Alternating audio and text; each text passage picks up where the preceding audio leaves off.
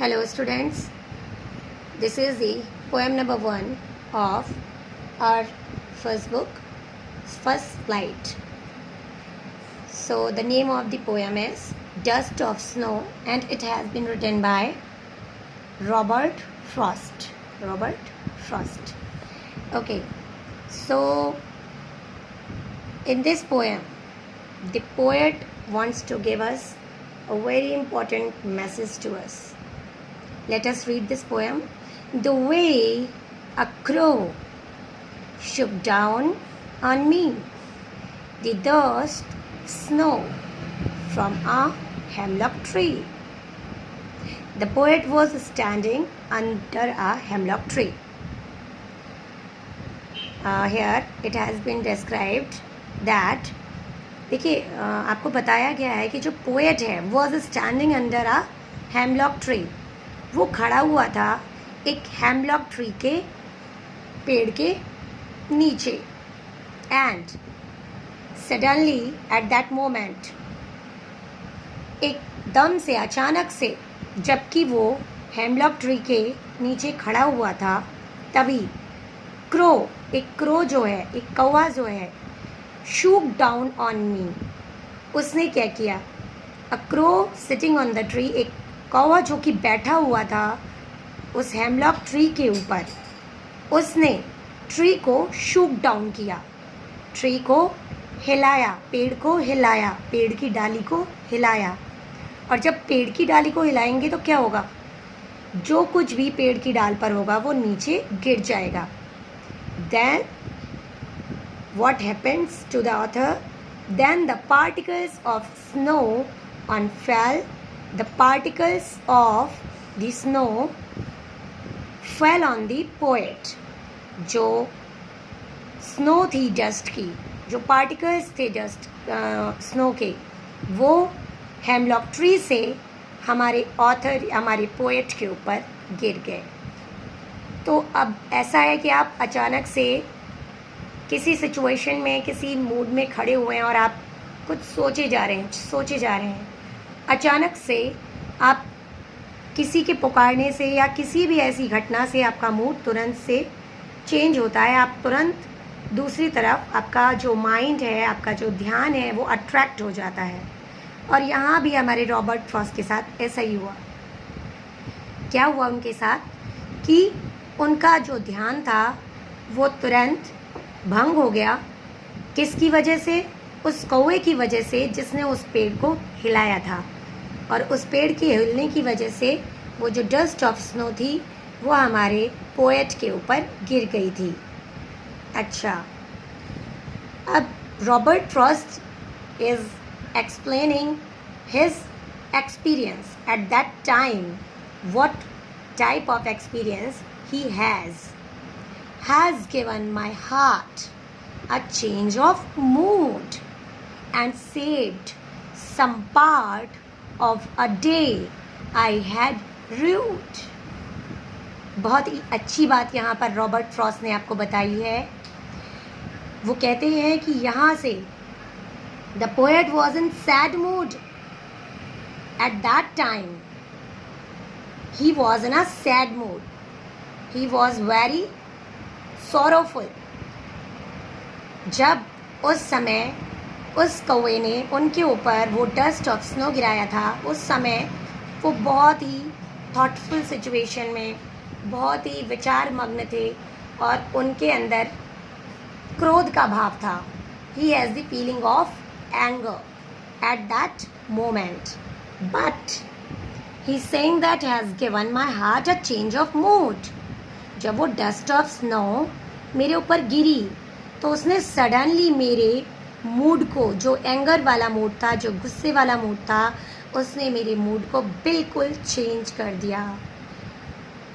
क्या कह रहे हैं? Has given my heart a change. उसने इनके हार्ट को, इनके मन को परिवर्तित कर दिया. एंड सेव्ड सम पार्ट, और उसी डस्ट ऑफ स्नो ने उनके जो बर्बाद हो जाने वाला दिन था, जो समय वो गुस्से में अपने दिन को ख़राब करने वाले थे, एंड सेव्ड सम पार्ट, उस डस्ट ऑफ स्नो के थ्रू उस क्रो ने उनके उस पार्ट ऑफ डे को प्रोटेक्ट कर लिया, सेव कर लिया, बचा लिया। आई हैड रूड, जिसको वो बहुत ज़्यादा हेल्ड इन रिग्रेट यानी कि पश्चाताप में, गुस्से में, रिपेंटेंस में खराब कर देने वाले थे। ठीक है, तो जिस समय हमारा माइंड बहुत अपसेट होता है, हमारा मूड बहुत ऑफ होता है, उस समय इसीलिए हमसे कहा जाता है कि हमें उस समय थोड़ी देर के लिए शांत रहना चाहिए, या फिर हमें एक गिलास ठंडा पानी पी लेना चाहिए, या फिर हमें नेचर के साथ रहना चाहिए। क्योंकि जब हम प्रकृति के संपर्क में आते हैं तो हमारी जो मनोस्थिति होती है, यानी कि जो हमारे स्टेट ऑफ माइंड होती है, सडनली चेंज हो जाती है, डाइवर्ट हो जाती है, माइंड हमारा बिल्कुल फ्रेश हो जाता है। तो इसीलिए यही आपको हमारे पोएट ने इसमें बताया है। सबसे इम्पॉर्टेंट चीज़ जो हमारे पोएट ने बताई है, उन्होंने देखिए एक क्रो को लिया है जिसके बोलने से भी हमारा मूड ऑफ हो जाता है।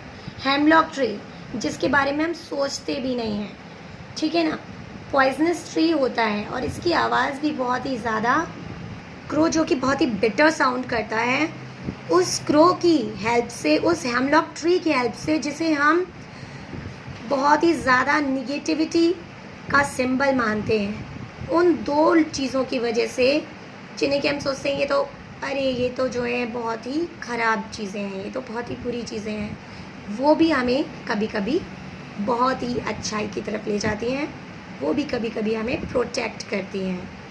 तो it is only depends on our point of view, that what we are thinking about the things.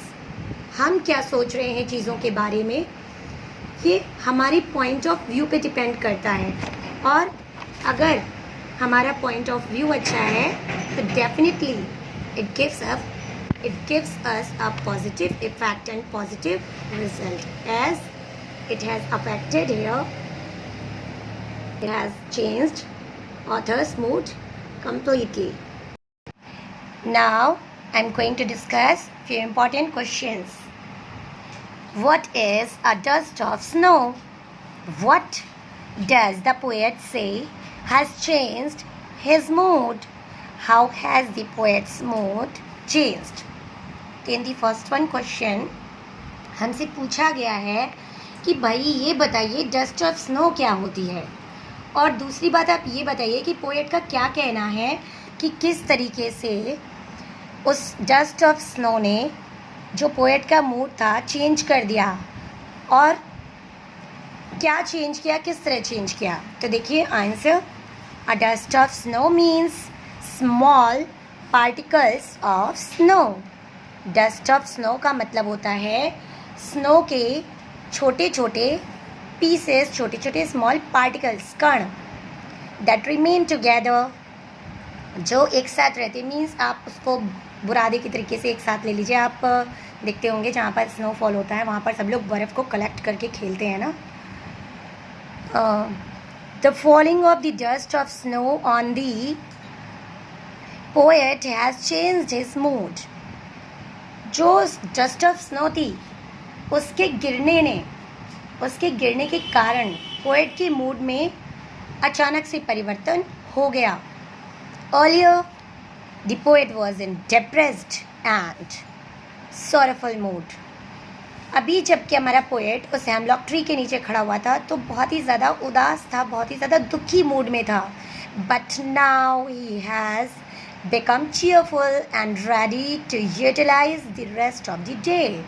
लेकिन अब भी वो इस मूड में है कि वो अपने पूरे बचे हुए दिन को यूटिलाइज करेगा, उसका सही उपयोग करेगा, और वो इस समय बहुत ही चेयरफुल यानी कि बहुत ही खुश है।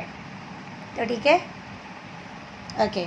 Now second question, how does Robert Frost present nature in the poem dust of snow? किस तरीके से रॉबर्ट फ्रॉस्ट ने प्रेजेंटेशन किया है, प्रेजेंटेशन दिया हुआ है नेचर का, प्रकृति का, अपनी डस्ट ऑफ स्नो पोएम में। ओके,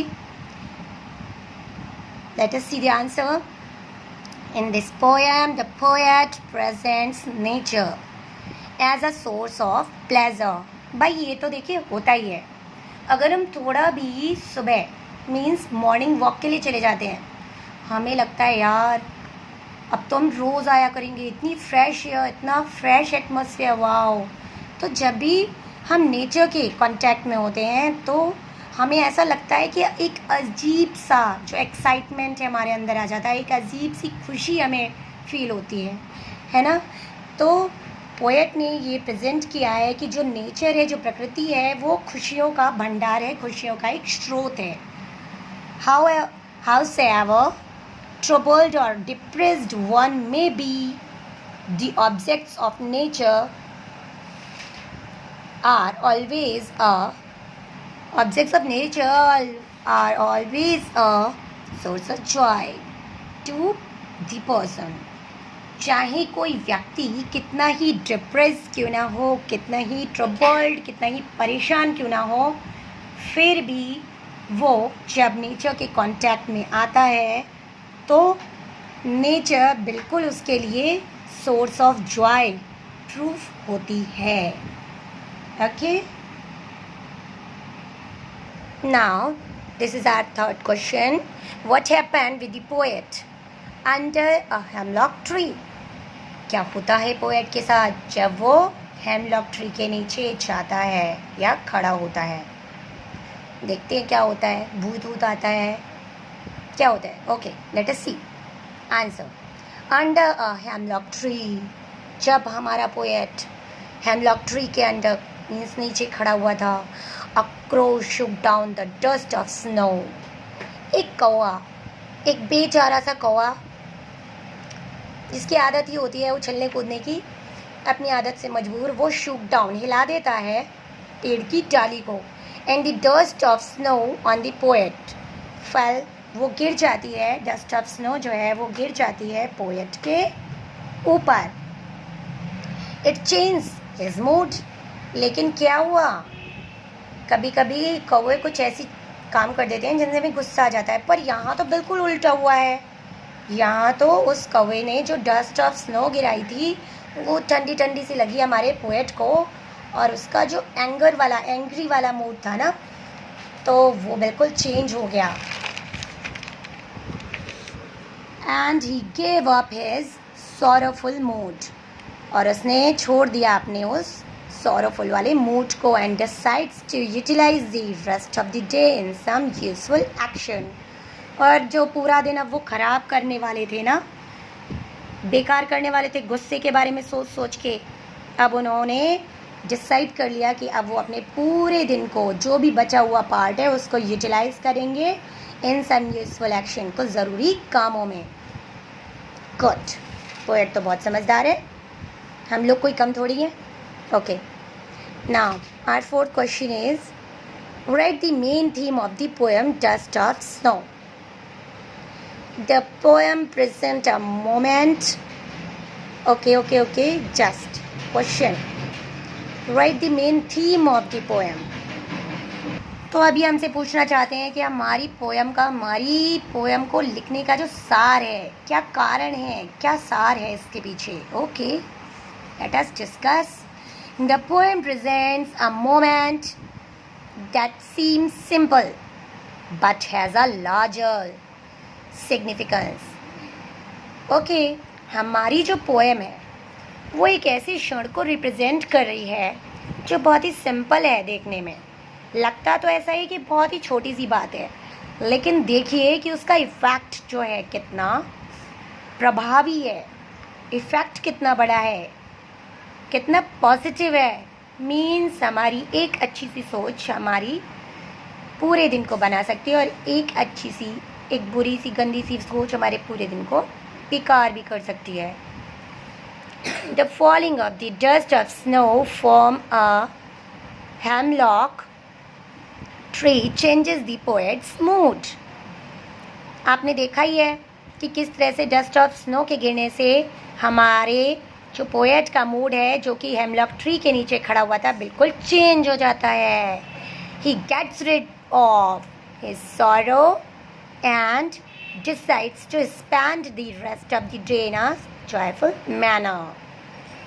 तो वो क्या डिसाइड कर लेता है कि अब वो अपने गुस्से वाले दुखी वाले मूड से छुटकारा पा लेगा और अब अपने पूरे दिन को बिताएगा इन अ जॉयफुल मैनर। तो हमारी पोएम का सार था कि एक छोटी सी चीज़ का भी बहुत बड़ा प्रभाव पड़ सकता है। Next question, what side of nature do the crow and the hemlock represent? तो देखिए, कहते हैं कि हर चीज़ की अच्छी और बुरी दो साइड्स होती हैं। अब ये हम पे डिपेंड करता है कि हम कौन सी वाली साइड को देख रहे हैं। The crow and the hemlock in the poem represent the gloomy side of the nature। जो क्रो है और जो हेमलॉक ट्री है वो पोएम में रिप्रेजेंट कर रहे हैं किसको? Gloomy side of the nature. जैसे ही ये दोनों आए ना तो हमें लग गया कि अब तो पोएम में कुछ उदासी वाली बातें ही होने वाली हैं। क्यों भाई? हमारी पोएम में नाइटिंगेल नहीं आई थी ना, नाइटिंगेल आती है तो हमें लगता है हाँ अब तो कुछ अच्छी सी बात सुनने को मिलेगी, लेकिन यहाँ पे तो भैया क्रो आया है तो हमें लगा अरे अब तो कुछ बुरी सी बात सुनने को मिलेगी, बट इट डजंट हैपन। ऐसा कुछ भी नहीं हुआ। देखिए, they represent the objects that make us sad और डिप्रेस्ड। इन्होंने रिप्रेजेंट किया है इस पोएम में कि जो चीज़ें हमें अक्सर दुखी परेशान कर देती हैं, a look at such objects generally arises negativity in people। इन चीज़ों पर नज़र पड़ती है लोगों की, या इन चीज़ों पर जो नज़रिया है लोगों का अगर हम उसे देखें तो वो हमेशा यही होता है कि अरे ये तो नकारात्मक चीज़ें हैं। जैसे अब किसी घर के ऊपर जो है ना छोटी छोटी वाली चिड़िया आ जाती हैं तो वो खाना खिला देते हैं। अब चील और गिद्ध आ जाए ना तो उनको तो वो भगा ही देते हैं। Okay, may also be the cause of happiness. लेकिन वो चीज़ें जो लोगों के बीच में निगेटिविटी का कारण है वो भी कारण बन सकती हैं हमारी खुशियों का। It depends only on our point of view according to the poet. लेकिन हमारे पोएट, हमारे रॉबर्ट फ्रॉस्ट का कहना है कि ये सब केवल सोच का फेर है भाइयों। अगर आपकी सोच अच्छी है तो हो सकता है कि आपके साथ कुछ निगेटिविटी में भी पॉजिटिविटी छुपी हुई हो। Okay, thank you.